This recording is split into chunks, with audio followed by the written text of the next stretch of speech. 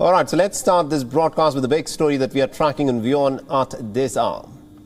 Now, Italians are voting to elect a new parliament. The snap elections are likely to bring to the fore the Brothers of Italy party, marking a return for the country's most right-wing government since the end of the Second World War.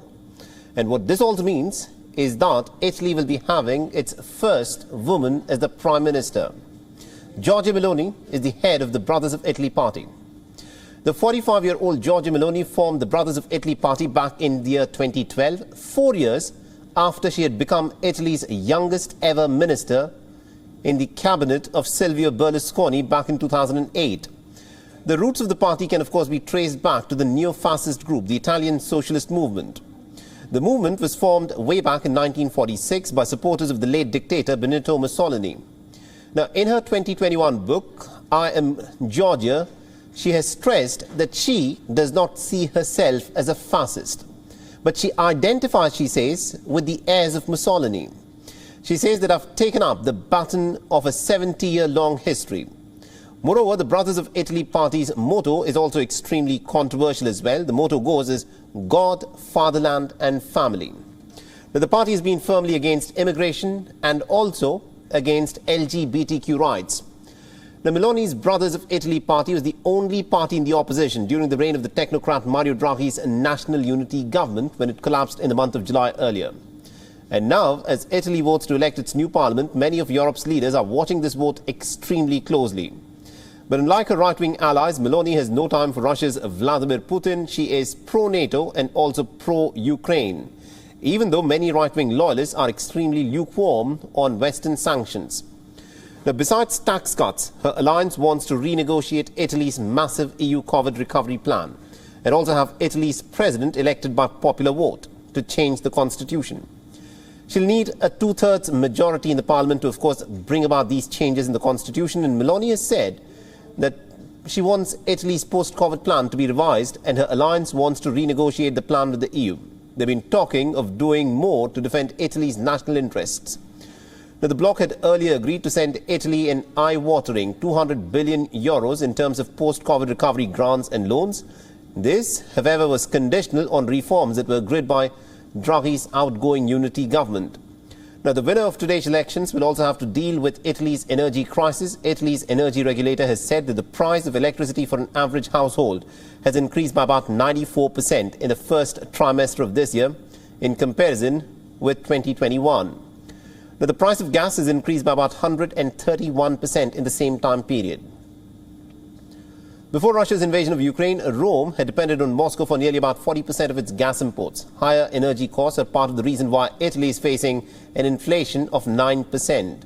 And according to EU Statistical Office, the crisis also risks pushing almost about 12 million Italians below the poverty line.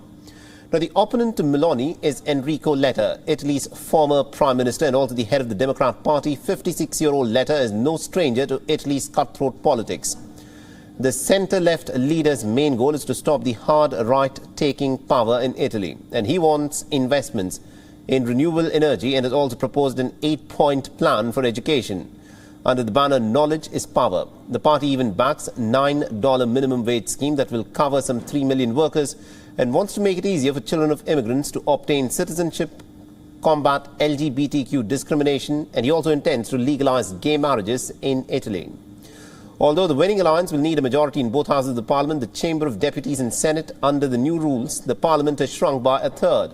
So there'll now be 400 deputies in the chamber instead of the 630 members of parliament and 200 senators instead of 315. While 4 years ago, when the last general elections were taking place in the country, Giorgia Meloni's party had attracted less than 4% of the votes. Just 4 years ago, she'd got less than 4% of the votes. And according to the latest polls, the Brothers of Italy party is being projected to win the maximum number of seats in today's elections. It is expected to come to power with the help of its coalition partners, the right-wing League Party led by Matteo Salvini, and also the former Prime Minister Silvio Berlusconi's Forza Italia.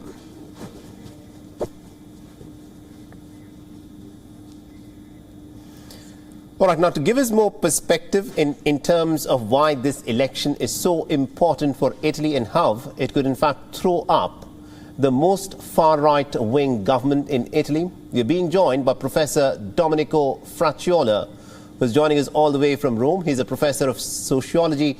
Now, Professor, thank you very much indeed for speaking to us here on WION. You know, the question that I want to ask you is, according to polls, it is being said that Giorgia Meloni could emerge as the first woman Prime Minister of Italy, but also the most far right-wing Prime Minister since the end of the Second World War.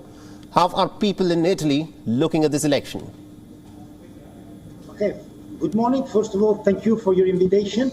And I would like to address your question immediately, saying that polls are saying that Giorgia Meloni could be probably the next prime minister because her party is going probably to win the election. Regarding the risk of far-right party ruling the country, ruling Italy again after the Second World War, I think that this risk is really exaggerated.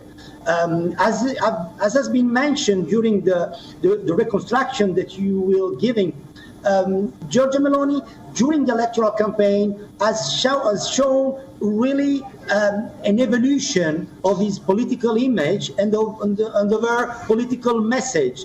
And actually, she's trying to move towards a conservative political position. And the stating regarding the NATO or the war in Ukraine and other really moderate posture that she has been releasing during the last days of the electoral campaign are really representing this.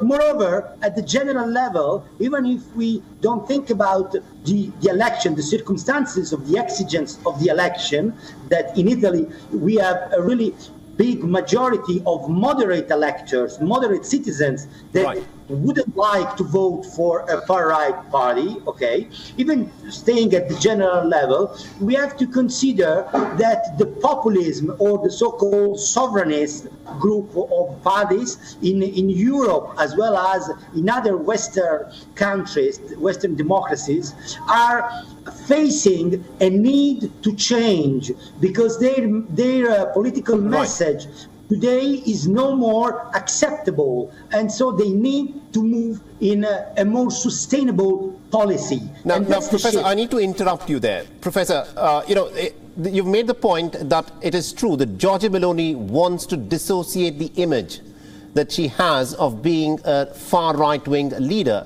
In fact, she said that she does not want to be seen as a fascist far right-wing leader, but she says that she wants to associate with the heirs of Benito Mussolini, and that's how she sees herself.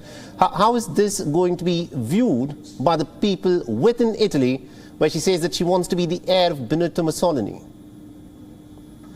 Well, actually, she's not saying that anymore, and she is stressing that she wants to be a right democratic party and not as the heir of Mussolini party. It is true that in Italy, after the Second World War, with the Republican Constitution, we had a right party that was the Movimento Sociale, and they were called the neo-fascist movement, actually, but they were democratic. So in Italy, you cannot be a party recalling to Mussolini or to the fascists, because it will be out of the law. So this is not the point, really. This is where she has been attacked by many media and also. All right, I think you've made your point there, Professor. Last question, and also very quickly because we are short of time.